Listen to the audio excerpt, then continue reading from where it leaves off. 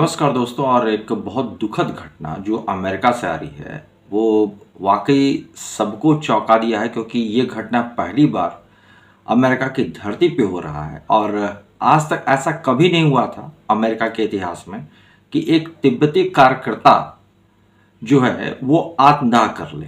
और इसके बाद काफ़ी ज़्यादा विश्व में चर्चा है कि आखिर ऐसा हो गया। और चीन जो है उसने इसको लेके जो है ना तो कोई अफसोस जताया है और ना तो इसको लेके कोई खेद प्रकट किया है। और वो करेगा भी क्यों? क्योंकि जिस कारण से इस व्यक्ति ने आत्मदाह किया है वो कारण जो है वो चीन के एक कानून के खिलाफ किया है, और जो उसे पसंद नहीं था। और यूं कह लें कि जो तिब्बती हैं उन्हें पसंद नहीं है ये कानून जो चीन ने अभी हाल फिलहाल में पास किया है। तो ये जो घटना घटी है ये वास्तव में बहुत ही चिंतापूर्ण घटना है और सबको अंदर से झकझोर दिया है कि अमेरिका की धरती पे ये सब चीज़ें हुई हैं। लोगा रंगजेन जो हैं एक बहुत ही वहाँ पे उन्होंने आत्मदाह किया, और आत्मदाह जो किया वो संयुक्त राष्ट्र मुख्यालय के सामने किया। हालांकि वो कोई बहुत बड़े नेता तो नहीं है, लेकिन जो उन्होंने किया तो वो एक लीडरशिप की क्वालिटी ही दिखाता है। और लीडर की मतलब कह सकते हैं क्या कि अब जो उनके भीतर के जो एक लीडरशिप था उसी ने शायद उनको झकझोरा और मजबूर किया कि वो जो चीन ने जो भी कानून पास किया है उसके खिलाफ वो जो है इस तरह का स्टेप लिए। जातीय एकता और प्रगति कानून, एक चीन ने अभी कानून पास किया है जातीय एकता और प्रगति कानून पे, और इसको लेके ही जो वो एक्टिविस्ट है तिब्बती एक्टिविस्ट है उसने आत्मदाह किया संयुक्त राष्ट्र मुख्यालय के सामने। दोस्तों ये मानवाधिकार का हनन माना जाएगा, और चीन ने जो किया है उसको अलग अलग तरीके से लोग प्रेजेंट कर रहे हैं। हालांकि थोड़ा सा मैं आपको इस कानून के बारे में बताता चलूं तो ये जातीय एकता और प्रगति कानून है, ये कुछ ऐसा है कि जिसमें चीन की जो अल्पसंख्यक आबादी है, जिसकी अपनी एक भाषा है, अपनी एक संस्कृति है, उसको पूरी तरह से खत्म करके चीन जो कहेगा, जो संस्कृति जो लैंग्वेज फॉलो करने के लिए कहेगा, जाहिर सी बात है चीन अपने लैंग्वेज को और अपने कल्चर को उन पे थोपेगा। तो उसको लेके कहीं ना कहीं ये जो एक्टिविस्ट हैं लोबाग रंगजेन ये इसको पसंद नहीं कर रहे थे, और यही कारण है कि इन्होंने इस तरीके का कदम उठाया। सालों में वो दिखाता है कि कहीं ना कहीं अभी भी एक तरफ चीन जो है वो तिब्बत को अपना अभिन्न अंग मानता है, जबकि तिब्बत जो है, तिब्बत के जो एक्टिविस्ट हैं वो चीन की अधीनता स्वीकार करने को तैयार नहीं है।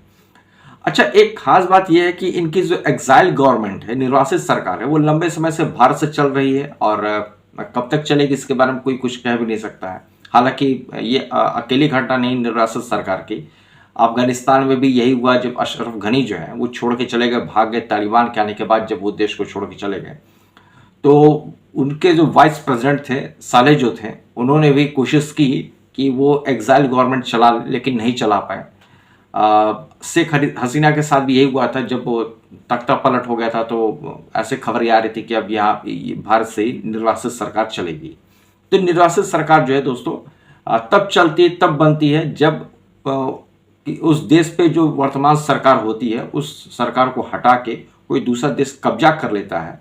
तो जो सरकारें होती हैं वो अपने पूरे मंत्रिमंडल के साथ या खास अधिकारियों के साथ जो है किसी दूसरे देश में जाके शेल्टर ले ले, और वहाँ से जो है वो अपने सारे के सारे जो उनके ऑफिशियल काम होते हैं उसको चलाएं, और वो मान्यता प्राप्त करने की कोशिश करते हैं कि जिससे उनका अस्तित्व बना रहे।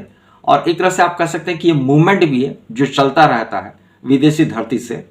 तो चाहे वो तिब्बत की बात आप कर ले, दलाई लामा के बारे में आप जानते हैं जो भारत में शरण लिए हुए हैं, चाहे आप अफगानिस्तान में जो हुआ जब अमेरिकन आर्मी जो है उस अफगानिस्तान को छोड़ के चली गई, तो उसके बाद भी वहाँ पे ऐसा ही माहौल बन गया था। तो ये हर जगह देखा जाता है, जहाँ पे भी जो एक रनिंग गवर्नमेंट है उसको हटा के ऐसी सरकारें आ जाती हैं।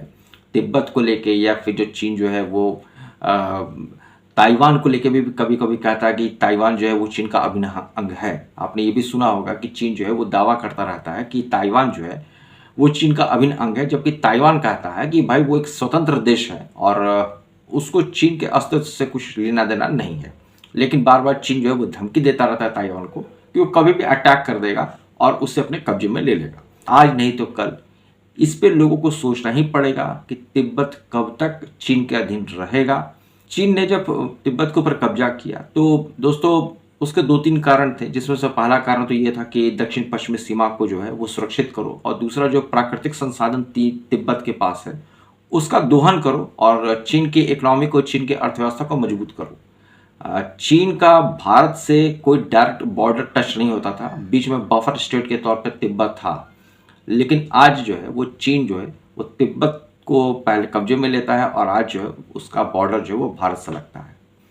और अरुणाचल प्रदेश पे भी चीन जो है वो क्लेम करता रहता है। तो कई ऐसी चीज़ें हैं जो आपको देखने को मिलती हैं चीन की तरफ से।